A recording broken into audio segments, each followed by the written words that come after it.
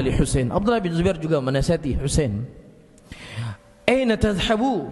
Kemana engkau hendak pergi ya Husain?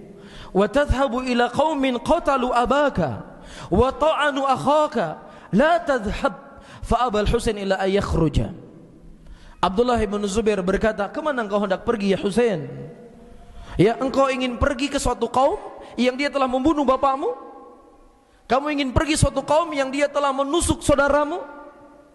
Ya, jangan engkau pergi ya Husain. Sahabat Rasulullah yang hidup di zaman Ali bin Abi Thalib, ternyata ada keterlibatan orang-orang Syiah. Terbunuhnya siapa? Ali bin Abi Thalib. Dan juga keterlibatan orang Syiah, terbunuhnya Amirul Mukminin Utsman bin Affan.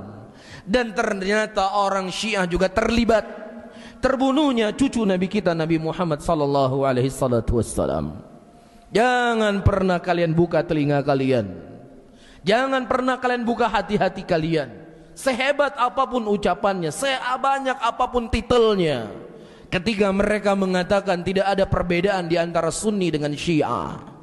Orang-orang Syiah adalah orang-orang yang mencintai Ahlul Bait. Apa salahnya dari keyakinan mereka? Mereka adalah orang-orang yang sangat memuliakan Ahlul Bait. Kadzab, pendusta. Jangan pernah antum dengar. Ustadz Wahabi ini tidak berhenti melakukan penggiringan opini publik agar terus menumbuhkan kebencian terhadap Syiah dan dengan narasi-narasi kepalsuan. Yang kami ingin tanyakan, sebetulnya Anda ini Ustadz atau bukan? Karena secara ilmiah Anda harus membawakan satu contoh saja dari orang Syiah yang mengundang Al-Husain ke Kufah dengan bukti yang otentik. Sekarang mari kita lihat kenyataan yang ada agar para pemirsa dapat menilai keilmuan yang dimiliki oleh Ustadz Wahabi ini. Dalam kitab Tarikh At-Tabari, salah satu ulama Ahlus Sunnah, jilid 5 yang diterbitkan oleh Darul Ma'arif, halaman 425.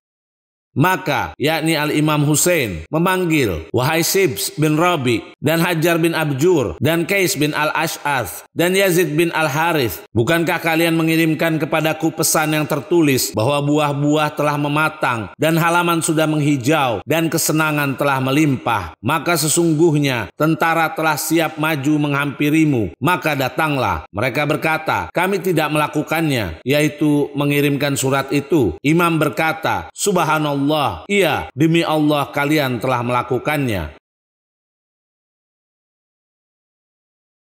Jika kita perhatikan riwayat di atas tadi, di antara yang mengundang Al-Husain ke Kufah adalah Hajar bin Abjur. Siapakah sosok tersebut dalam pandangan kaum muslimin? Dalam kitab Tarikh Al-Kabir, karya Al-Bukhari, jilid 3, halaman 130. Al-Bukhari berkata, Hajar bin Abjur Al-Bakri telah mendengar riwayat dari Ali dan Muawiyah, dan Sammak telah meriwayatkan darinya. Waqi berkata, Al-Ijli termasuk orang-orang Kufah. Ternyata nama Hajar bin Abjur terdapat dalam kitab Tarikh Al-Kabir, karya Al-Bukhari. Apakah mungkin dia seorang Syiah? Kedua, Qais bin Al-Ash'ath dalam kitab As-Siqat, karya Ibn Hibban, salah satu ulama Ahlus Sunnah, jilid 5 yang diterbitkan oleh Matba'ah Dairatil Ma'arif, cetakan pertama tahun 1973, halaman 315. Ibn Hibban berkata, Qais bin Muhammad bin Al-Ash'ath bin Qais Al-Kindi. Ternyata nama Qais terdapat dalam kitab As-Siqat karya Ibn Hibban. Apakah mungkin dia seorang Syiah? Ketiga, Yazid bin Al-Harith. Dalam kitab Ilal Al-Waridah fil Ahadis An-Nabawiyah karya Ad-Daruqutni, salah satu ulama Ahlus Sunnah yang ditahqiq oleh Dr. Mahfuzur Rahman, jilid 7, halaman 137. Muhaqqiq berkata, Abdullah bin Al-Harith, ada yang mengatakan namanya Yazid bin Al-Harith, dan itu yang lebih terkenal. Dia termasuk tabi'in besar. Ibn Hajar berkata, Al-Bukhari telah memuatnya di dalam kitab tarikhnya dan tidak menyebutkan kecacatan tentangnya. Ternyata nama Yazid bin Al-Harits adalah sosok tabi'in besar yang mana Imam Al-Bukhari telah memuat namanya dalam kitab tarikhnya. Apakah mungkin dia seorang Syiah? Jelas sudah, siapa mereka yang telah mengkhianati Imam Husain yang mana selama ini selalu dituduhkan kepada Syiah beliau alaihissalam. Namun nyatanya mereka yang telah disebutkan tadi biografinya terdapat di dalam kitab ulama muslimin. Sekarang mari kita simak pernyataan gembong Ustadz Wahabi ini, yaitu Ibn Taimiyah. Apakah benar penduduk Kufah semuanya Syiah? Dalam kitab Minhajus Sunnah karya Ibn Taimiyah, salah satu ulama rujukan Wahabi, jilid 4, cetakan pertama tahun 1986, halaman 554. Ibn Taimiyah berkata, terdapat kelompok Syiah di kota Kufah yang mendukung Al-Husain dan pemimpin mereka adalah Al-Mukhtar bin Abi Ubaid, si pendusta. Dan ada juga di kota tersebut kelompok Nasibi yang membenci Ali dan keturunannya. Di antara mereka adalah Hajjaj bin Yusuf As-Saqafi.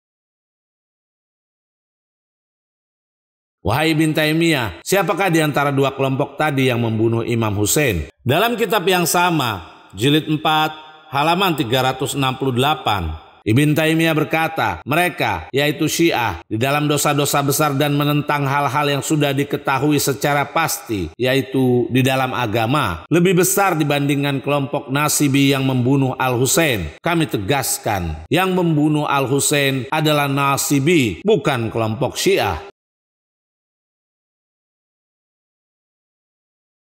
Imam Ustadz Wahabi ini telah mengakui bahwa yang membunuh Al-Husain adalah kelompok pembenci Ali dan keturunannya. Namun mengapa si Ustadz Wahabi ini tidak mengatakan yang sesuai dengan pendapat imamnya? Inilah ciri khas kelompok Wahabi yang selalu melakukan khianat keilmuan. Juga kami akan ajarkan Ustadz Wahabi ini apa yang telah diakui oleh imam besarnya, yaitu Ibn Taimiyah, tentang sikap penduduk Kufah. Dalam kitab yang sama, jilid 6, halaman 135 sampai 136.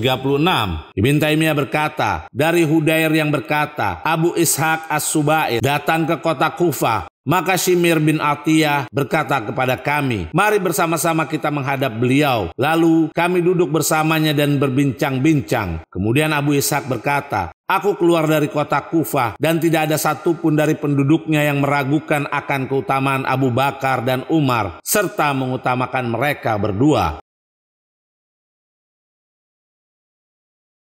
Silakan para pemirsa menilai sendiri tentang bagaimana keadaan serta sikap penduduk Kufah terhadap kedua khalifah. Dalam kitab yang sama, jilid 7, halaman 526, Ibn Taimiyah berkata, ketahuilah bahwa penduduk Kufah dan sahabat Ibn Mas'ud seperti Alqamah, Al-Aswad, Shureh, Al-Harits bin Qais, Ubaidah As-Salmani, Masruq, Zir bin Hubeish, Abu Wa'il, dan selain mereka lebih mengutamakan ilmu Umar dan Ibn Mas'ud dibandingkan ilmu Ali. Kebanyakan mereka mengikuti perkataan Umar dan Ibn Mas'ud dibandingkan perkataan Ali. Jelas sekali pernyataan Ibn Taimiyah di sini bahwa sedikit dari penduduk Kufah yang mengutamakan ilmu Ali bin Abi Thalib. Jadi bagaimana mungkin penduduk Kufah itu semuanya Syiah? Dalam kitab yang sama, jilid 6, halaman 420. Ibn Taimiyah berkata, adapun penduduk Irak, maka mereka bermazhab Al-Auza'i, sedangkan penduduk Syam, mereka mengagungkan mazhab Ahlu Hadis, serta lebih mengunggulkannya di banyak perkara. Dan mereka adalah kelompok yang sangat jauh dari mazhab Syiah. Kami tegaskan, penduduk Kufah jauh dari mazhab Syiah. Di antara mereka terdapat banyak kalangan Hashimi Al-Husaini, dan di antara mereka juga menjadi pemimpin berdasarkan mazhab Ahlu Sunnah.